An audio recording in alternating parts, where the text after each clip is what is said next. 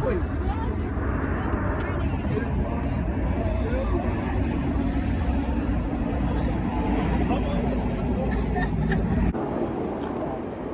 So powerful, man. Yes. I was telling everybody, like, it's not tonight, you're a freaking contest skater. Thank you. There's a big difference. There's guys that are really good at street trying, and then there's contest skaters that are good. Oh, Yeah, you should he's see like his that. street. You should see his Yeah, street. yeah. It's Oh, it's unbelievable. pretty crazy. Come on. Hey, Dan, there's a juice magazine here.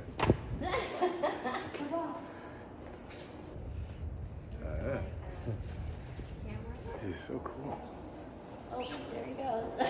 You guys get your boards here too, right, of course? Yeah. There's a skate park here. Oh. Let's see this here. I was thinking, like, you probably would want to skate after that big weekend. I was barely able to walk yesterday. Yeah. And Dakota, he was in that contest too, and he lives with us, and he's like walking. This. I'm just so aching. I don't know if I can do it. Yeah. I'm like, you're gonna have to dig You deep. have to dig deep. So the history on this, do you guys, like, you kind of know that history of skating, you kind of followed it a little bit, like the old footage and stuff in the 80s and stuff? Okay, so in the like 87, these were the board shapes, of course, for back then. So Caballero, that was his board shape. That's what we were selling. By the time 89, 90 came along, it was the street boards that you guys are riding now. So you couldn't give these away. Okay, like we had thousands of these as a distributor. You couldn't sell them. And even though it was capped, so they wanted the new shapes and stuff. So Powell made these into chairs. So these were given to us in 1988, 89. Like, imagine what these things would be if we had these online. Like, this would, for a collector, I don't even know where it would go. You know, just. Yep. I've never seen one come up. What about free? Oh, yeah.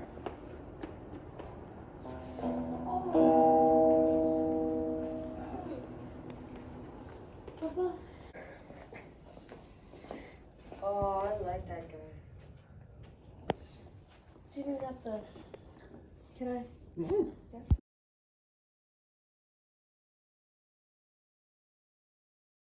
Created a lot of things. So the very first skateboard magazine that we did. So I did this back in 1990. We started that. And then this is the RDS part with Colin McKay. I was owners with Colin McKay and Sluggo and that. We did that one. Oh yeah, it's no longer there, right? It's no longer there. Yeah. Then we did skate ranch before that, and I'll show you pictures of that. So this board is the very first one off the press, 1986. And that's Vince Court Johnson, the original artwork before internet. So he mailed that to me up in Canada. I said, yeah, that works on that. So that was the, then Sean Cliver did the second one. And, that one came out in 90, this one's 86. That's a skateboard history here, you guys. This is awesome.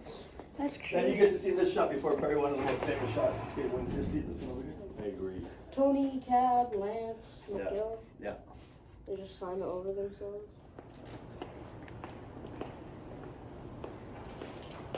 Whoa, what the? The wheels. Yeah, so look, these were different bags. Like that one came out like 76, and it was pretty popular actually for the day, which was crazy. Off the left.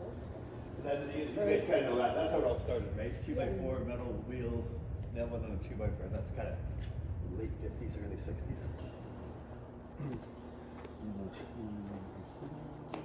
Look at the moose head. No way, you have the alley open. That's amazing. Nice Morocco.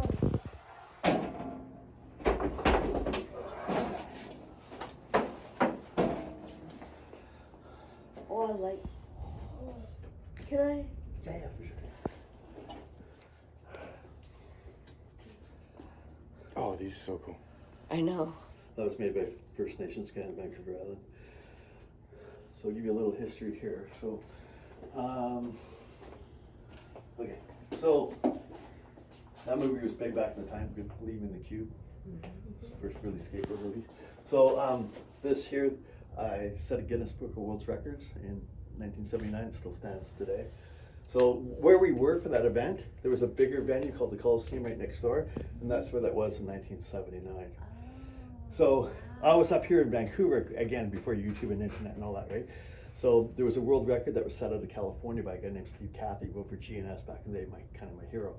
And he did 180, and the magazines covered it. And I was up here practicing that, you know, going, I could beat the guy, like years to get to that level, but I was starting to do 200 and 250. So I was beating a California god down there, right? Right. So I was asked at this contest, which is a major world contest, to try to beat it. So I had one shot at it, but you can see the spotlight on me. So they dimmed the lights and they put the spotlight, which I wasn't used to spinning, because you're going 1, 2, 3, 4, Oh, right, 5, 6, right. 8. So it's light, right? So I wasn't used to it at all. So anyway, the world record is 180. I get up to about 250. I beat it. The announcer's going, music's going, the crowd's into it. And I get to 300 and I'm dead. Like at 300, I'm dead, right? And then the announcer goes, hey, he just beat it. He's at 300. How many do you want to see this guy do? And everybody started stomping their feet, going 1,000, 1,000, 1,000. So I ended up doing 1,032. The adrenaline's just going like crazy, right? You had to pull deep. Yeah, and then it's like picture a marathon runner that can't take water on the way. I can't spin and take water. So when I stopped, I was like, I could see, I knew exactly what it was, but dehydrated, like every bit of water was out of me. But it still stands now. Like I'd love for somebody to beat it, but That's crazy. and then this. 1,032. Wow. Like, yeah, and that's fast, right? That's 1, 2, 3, 4, 5, 6, 7, 8, pretty good. So this here is the pencil drawing, 1977, of the very first skateboard park in Canada, which I think you guys might know is the Sealand Bowl. So all the best famous skateboarders in the world, Christian Story, Tony Hawk, have skated this. Still on the ground, it's still there, it's still skatable, but this is the original hand drawing. Wasn't that the park that in Flipstar? Yeah. Alex Stromer skated? Yes. Yeah, exactly. There you go. You know exactly what it is. Yeah, so pretty famous skateboard park. Oh. Oh my gosh. Oh, that looks like the Richie Carrasco spinning wheels. But these look like prototypes because they don't have the skate kings on it. Correct. These are way before Richie started doing it, but Richie's one of the best spinners in the world, right? But the only way you could get to 100, I was one of the few guys that could get over 100, you had to have those. If you didn't have those, you weren't doing 100. So if you could, on normal wheels, if you did 20 or 30, you could pull 100 on these. But you had to get a good start. And, You know? if I'm correct, the skate kings one are a little wide. Correct, right, yeah. Man, you got some history there, you know the Richie Carrasco story. So this is another cool story. So 1975 comes along and there was a Dairy Queen skateboard demo, and which was all the best skateboarders in California came up. Knew nothing about skateboarding. I was playing baseball and hockey and everything. So my parents come up to me at 13 years old, and they go, oh, there's this Dairy Queen skateboard demo. You know, all the best riders in California are coming up. So I didn't think too much about it. So on that day, my mom took me there, drove me to this thing, and it changed my life, right? Watching skateboarding for the very, very first time. So this board was raffled off at that. So they did all the Dairy Queens, and of course I'm sitting there with a ticket, please, and I didn't win. The guy who won this that wasn't a skater, so he put it in this garage up until about 3 years ago, and it came up on eBay. And he was, I won this in 1975 at the Dairy Queen in Richmond. I was like, oh my God! So I went right over and grabbed it. But it's never been written. It's sat in this garage. You can see a little bit, you know, this from sitting in the weather and stuff. But anyway, pretty cool board. Wow. That's amazing.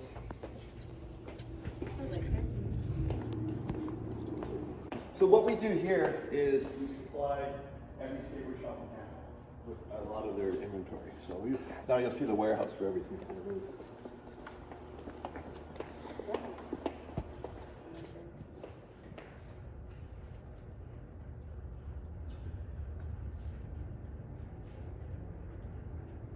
Have you skated with Richie Carrasco? Have you seen him down there? Because he does a lot of that stuff. Right? He stands up for you.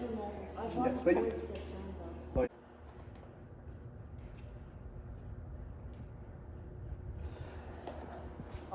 So one of the very first things I did was we opened up an indoor skateboard park here, and it was called the Richmond Skate Ranch, and that was basically all this type of stuff, all the mini ramp stuff.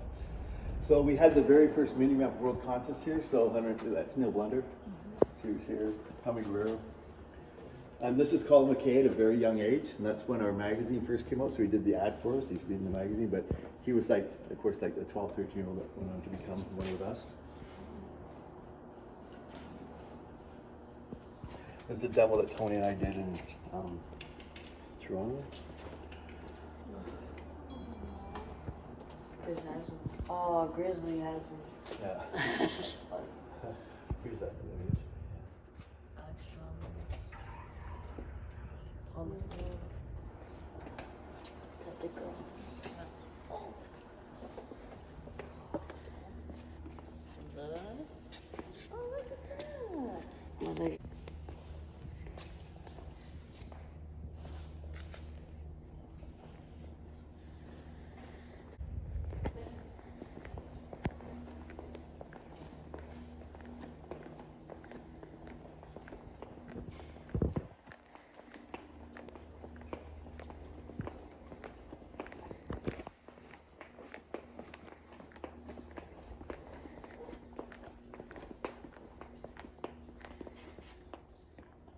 Lots of skateboards.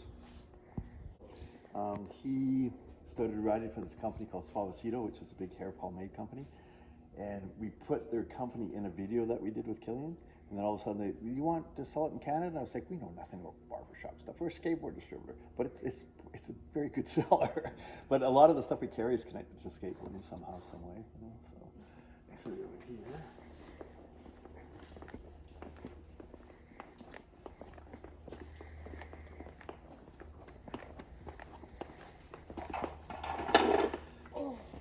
Cool, eh? I love when they do that colorful black light thing. There's a lot of boards here, of course, as you can see, right? About 3 months after COVID, all of us here could have grabbed the inventory in our hands, everything, and brought it to the car and walked away. There was nothing in here. 3-4 months in COVID just lit everything up. Skateboarding was through the roof because kids weren't playing basketball and baseball anymore, so they were skating, just grabbing a board, and we just couldn't keep anything in. If it was 7-ply anything, and if it round, it was rolling, and as long as it turned, it was selling. But now, all the distributors around the world are stuck with too much. COVID, when everything came back to whatever normal is, it's skateboarding's just really dropped off.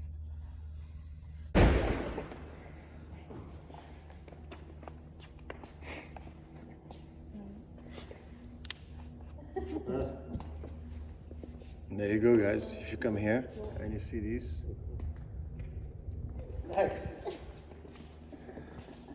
That's a good, that's great. Let me grab it.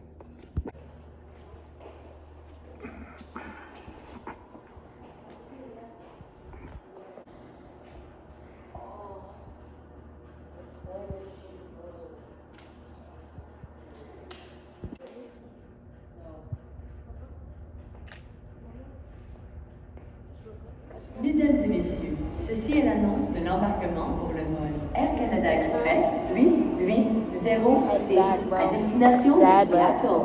Tous les passagers sont priés de se présenter à la porte 183.